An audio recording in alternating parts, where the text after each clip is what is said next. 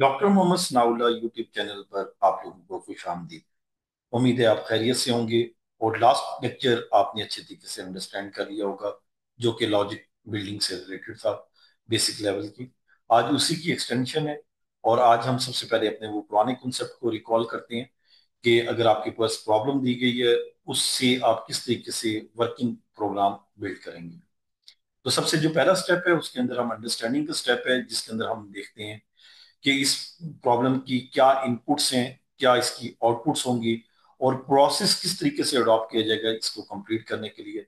Then इसको graphically format में या सीडो कोड के फॉर्मेट में हम लिखते हैं। ग्राफिकली फॉर्मेट में हमने सारा लिया था फ्लो चार्ट्स का, तो हमने इसे फ्लो चार्ट की सूरत में डिजाइन किया था। देन उसके बाद एनालिसिस किया जाता है वेरिएबल्स की डेटा टाइप्स के लिहाज से, इंटीजर डिवीजन के लिहाज से, और बाकी कि कहीं पे कोई मामला हमारा एक्स्ट्रा वेरिएबल्स या कोई स्पेस तो ऑक्यूपाई नहीं हो रही। देन उसको हम इंप्लीमेंट करते हैं लैंग्वेज की सूरत, किसी भी लैंग्वेज में। और उसके बाद टेस्टिंग के अंदर हम उसमें डिफरेंट वैल्यूज देखकर उस प्रोग्राम को टेस्ट करते हैं। और उसके बाद उसकी डॉक्यूमेंटेशन है। तो ये हमारा वो उर्दू का एक बड़ा अच्छा मुहावरा है, पहले सोचो फिर तोलो फिर बोलो। तो जो सोचो वाला काम है ये डिजाइन का है, तोलो वाला काम एनालिसिस में है, एंड देन इम्प्लीमेंटेशन के अंदर आपका बोलो वाला काम कैसे आप इम्प्लीमेंट करें। तो प्रोग्रामिंग लॉजिक को आगे बढ़ाते हुए हमारे पास जो ये अब प्रॉब्लम आई है, वो कहते हैं कि to values from the user आप इनपुट लें और उन वैल्यूज को स्वैप कर लें। कि इनपुट भी यूजर से लें। आपने यूजर से दो वैल्यूज ले लेनी है। फर्ज किया यूजर देता है आपको एक्स में 5 और वाई में 7। तो ऑब्जेक्टिव ये है कि आपने इनकी वैल्यू को स्वाइप स्वैप कर देना है कि एक्स के अंदर 7 आ जाए और वाई के अंदर 5 आ जाए, इनकी वैल्यूज आपस में स्वैप कर दें। उसके लिए लॉजिक बिल्ड करने की कोशिश करते हैं।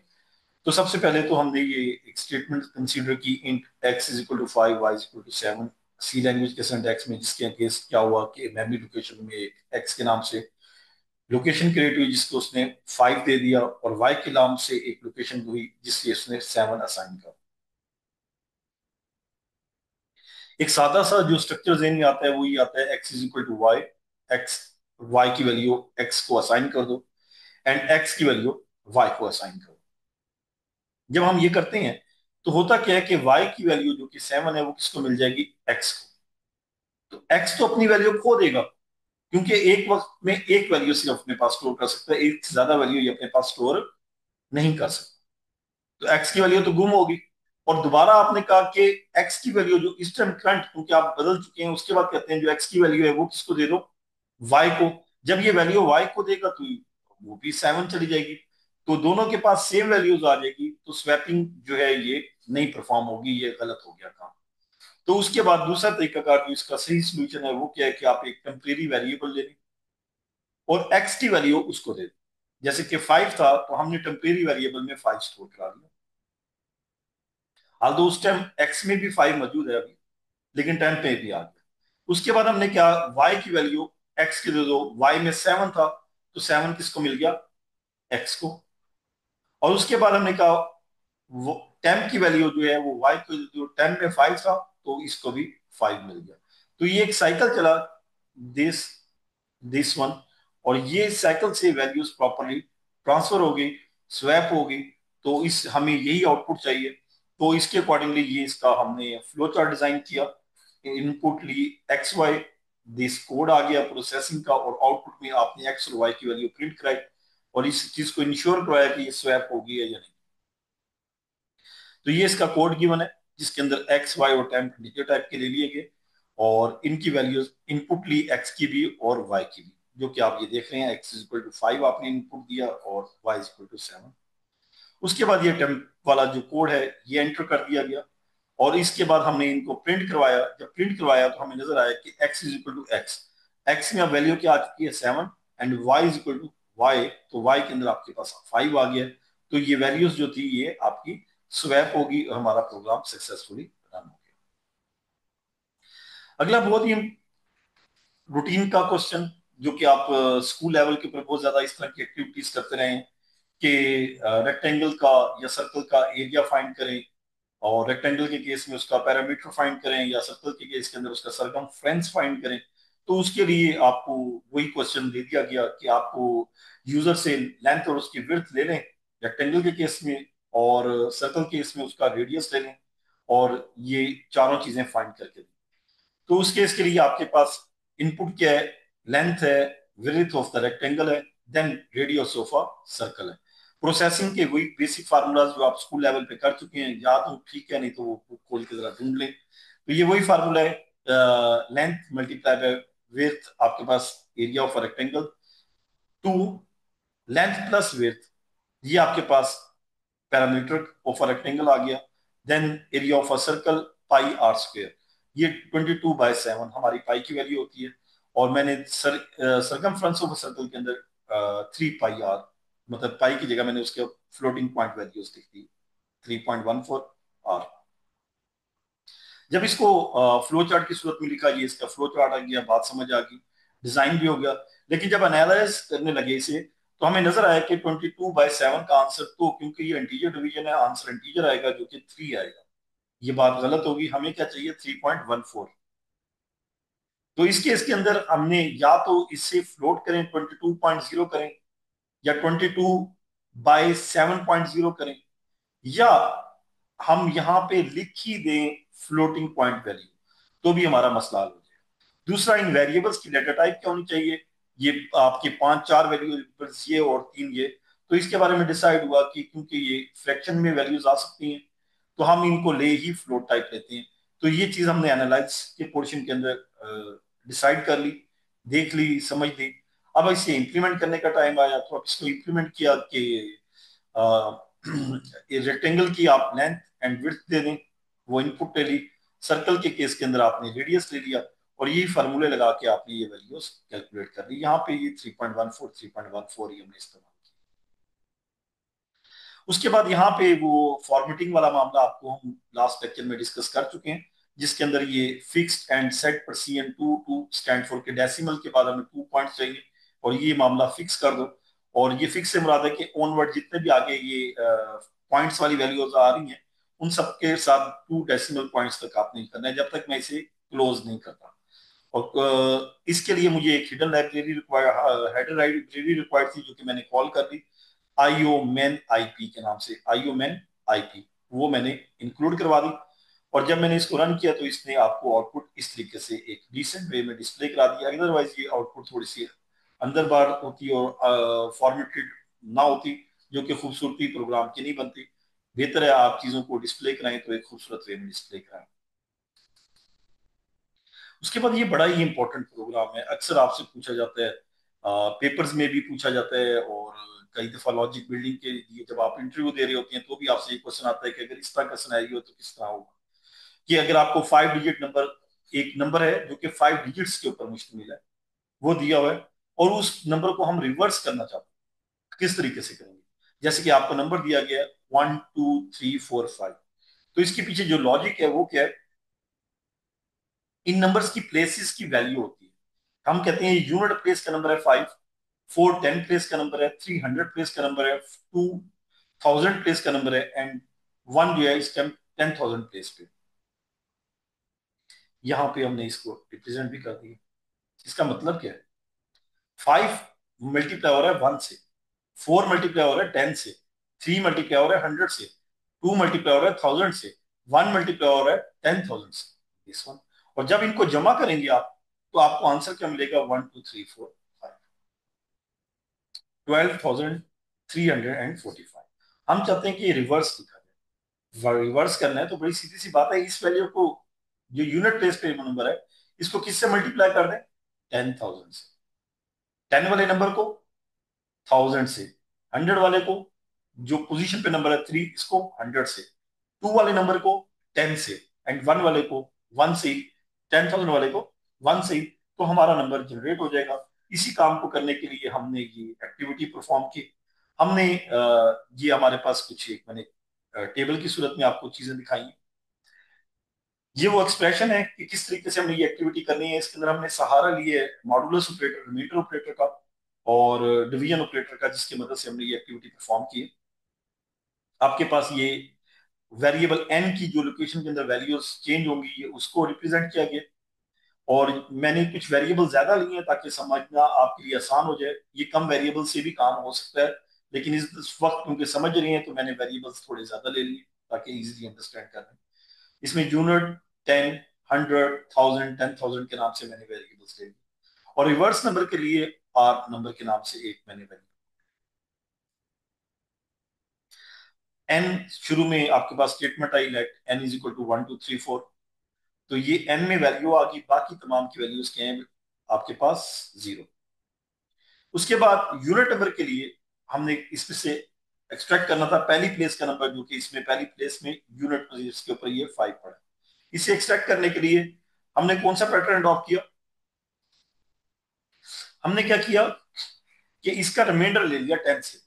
1 2 3 4 5 को 10 से जब आप डिवाइड करेंगे तो आपके पास रिमाइंडर 5 आ जाएगा, और वो वैल्यू किसमें स्टोर करा दी, यू के अंदर। तो ये देखें, ये वैल्यू, बाकी तो वैल्यूज तो सेम है, जो वैल्यू चेंज होगी सिर्फ मैं उसको बोल्ड कर रहा हूँ। तो ये वैल्यू आपके पास 5, यूनिट प्लेस में 5 आ। अब क्योंकि हम इस नंबर में से 5 निकाल चुके हैं तो हमें बाकी नंबर की जरूरत नहीं है। तो हम अब क्या करेंगे, हम इस नंबर को छोटा कर देंगे ताकि बाद में हम 4 निकाल सकें। इस नंबर को छोटा करने का तरीका कार क्या है, जब इनसे 10 से डिवाइड करेंगे जो ऊपर वैल्यू बच जाएगी वही हमारी वो वैल्यू होगी। तो वो आ गई आपके पास 1 2 3 4। हमने इसे क्या कर दिया, एन को डिवाइड कर दिया 10 से और वैल्यू एन में ही स्टोर करा दी। तो हमारे पास एन की वैल्यू क्या आ गई, 1 2 3 4। नेक्स्ट स्टेप के ऊपर हमने 10 का नंबर, क्योंकि हमें पता है कि अब अगला स्टेप आ गया और इस वक्त जो पोजीशन वाली वैल्यू आने जा रही है वो 10th वाली आ रही है। तो हमने 10th पोजीशन वाली वेरिएबल के अंदर क्या स्टोर करा दिया, एंड रिमाइंडर 10। तो जब आपका 1 2 3 4 का 10 से डिवाइड करेंगे तो आपके पास रिमाइंडर क्या आएगा, 4। वो हमने उसी वेरिएबल के जो उसकी पोजीशन को रिप्रेजेंट कर रहा है उसके अंदर स्टोर करवा लिया।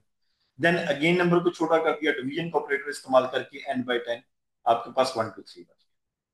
अब मैंने इस प्लेस का नंबर लेना और मुझे पता है कि ये 100 प्लेस का नंबर ले रहा हूँ, इसलिए मैंने h वेरिएबल इस्तेमाल किया और मैंने क्या कहा, n रिमाइंडर 10। तो मुझे क्या मिल गया, 3। वो मैंने कहा स्टोर करा दिया, 100 वाले वेरिएबल। और बाकी तमाम वेरिएबल्स की वैल्यू को मैंने कोई चेंजिंग नहीं है, सेम एज इट इज रहेंगे। उसके बाद n को दोबारा छोटा किया बाय 10, तो हमें पास 12 बच गया। अब मुझे 2 चाहिए, मैंने, तो ये 1000 प्लेस के ऊपर नंबर है, मुझे पता है कि मैंने n डिवाइड रिमाइंडर 10 किया, तो 10 से जब डिवाइड किया तो रिमाइंडर आपके पास क्या बच गया जी, 2। तो मैंने वो किस में स्टोर करवा दिया, 1000 वाली प्लेस में, बाकी नंबर एज इट इज। और उसके बाद नंबर को रिड्यूस किया, मेरे पास 1 बच गया। यही 1 नंबर ही एक्चुअली 10,000 का, मुझे मजीद ऑपरेशन परफॉर्म करने की जरूरत नहीं थी। मैंने 10,000 को क्या दे दिया, n की वैल्यू। और ये तमाम मेरे जितने भी वेरिएबल्स हैं वो अपनी जो रिस्पेक्टिव वैल्यूज हैं वो लेके बैठे हैं। अब मुझे करना क्या है, मुझे यूनिट वाले नंबर को किससे मल्टीप्लाई कराना है बेटे, 10,000 से, इसको 1000 से, इसको 100 से, इसको 10 से, इसको 1 से। तो यही तो करा रहा हूं, और इनको फिर ऐड कर दूंगा तो मेरे पास क्या बन जाएगा, 5 4 3 2 1। Very good. तो ये हमने इसकी लॉजिक डिजाइन कर दी मॉडुलस एंड डिवीजन ऑपरेटर को इस्तेमाल करते हुए, और हमने ये रिवर्स नंबर प्रिंट करवा दिया। और ये आपको पता है शुरू के अंदर जस्ट आपने इनपुट लेनी है एन, और आउटपुट के अंदर आपने आर नंबर प्रिंट करा देना है। इंटरनली आपने ये सारे स्टेप्स लिखने हैं फ्लो चार्ट में, और आपका फ्लो चार्ट तैयार हो जाएगा। और उसके बाद इसका एनालिसिस भी हमने कर लिया। अब इम्प्लीमेंटेशन की तरफ आते हैं। ये इसकी एक इम्प्लीमेंटेशन बड़ी अच्छी सी आपके सामने रिप्रेजेंट है, जो वहां काम किए सारे का सारा वही है। ये आपने सीन ले ली वैल्यू, ये तमाम की तमाम एक्टिविटी यहाँ पे परफॉर्म होगी, और हमने इसकी ये वैल्यूज को मल्टीप्लाई कराया और ऐड करके यहाँ पे रिप्रेजेंट कर दिया, रिवर्स नंबर में स्टोर करवा के यहाँ रिवर्स नंबर प्रिंट हुआ। जैसे कि 96786 आपको वैल्यू दी गई थी, रिवर्स होके आपको क्या मिल गया, 68769, 68769। तो हमें हमारी आउटपुट सही मिल गई। अच्छा, ये प्रोग्राम इसलिए बड़ा इंपॉर्टेंट है, मैंने इसे जान के वेरिएबल इसलिए ज्यादा इस्तेमाल किए कि हम आपसे ना प्रोग्राम के अंदर कुछ और लेवल के क्वेश्चंस भी कर सकते हैं। लाइक हम आपसे कह सकते हैं कि भाई पहला डिजिट और लास्ट डिजिट का सम कर। जब आपके पास यूनिट प्लेस का नंबर भी निकला हुआ है, 10,000 का भी निकला हुआ है, तो सिर्फ इन दो वेरिएबल्स को सम कर देंगे तो मुझे आपने सम का रिजल्ट दे दिया। मैं आपको कह सकता हूं कि मुझे बेटा इन तमाम नंबर्स का सम कैलकुलेट कर दें, 9 6 7 8 6, इनको ऐड करके दें। तो जब आपके पास नंबर अलग अलग होके आ चुके हैं, तो अब इसमें आपने सिर्फ एडिशन का ऑपरेशन परफॉर्म करना है और आपको आंसर मिल जाएगा। तो इसी तरीके से क्योंकि नंबर अलग अलग, दाना बाय दाना अलग अलग होगी, तो आप इस पे जो भी ऑपरेशन परफॉर्म करना चाहें कर सकते हैं। इसके प्रोग्राम को कई और शक्लें भी आ सकती हैं आपके पास। और यहाँ पे 4 डिजिट प्रोग्राम भी आ सकता है। अगर 4 डिजिट है तो आपको पता है उसकी मैक्सिमम प्लेस कहाँ तक जाएगी, 1000 तक। तो प्रोग्राम आप 1000 तक का उसे डिजाइन करें। तो इस तरीके से आप इन नंबरों के साथ प्ले कर सकते हैं। हाँ, ये एक हमारे पास करेंसी का है। अगर आप कैशियर को कुछ पैसे देते हैं और आपको वापस पैसे देने हैं, तो वो आपको बताता है कि भी आप मुझे, उसके पास नोट्स अवेलेबल है जस्ट 100 का, 50 का एंड 10 का। तो उसने ये देखना है कि आपको कम से कम नोट और बड़ी से बड़ी वैल्यू उसके कितने देने हैं। जैसे कि आपके पास फर किया जो भी ये नंबर आप उसे देते हैं, वो आपको, जैसे कि मैं कहता हूँ जी 770 कहते हैं, तो इसका मतलब है 100 वाले 7 नोट, 50 वाले 1 नोट और 10 वाले 2 नोट्स दे दिए जाए, तो ये 770 कंप्लीट हो जाता है। तो इस तरह के जो प्रोग्राम है, इसके अंदर भी वही डिवीजन एंड मॉडुलस का काम है।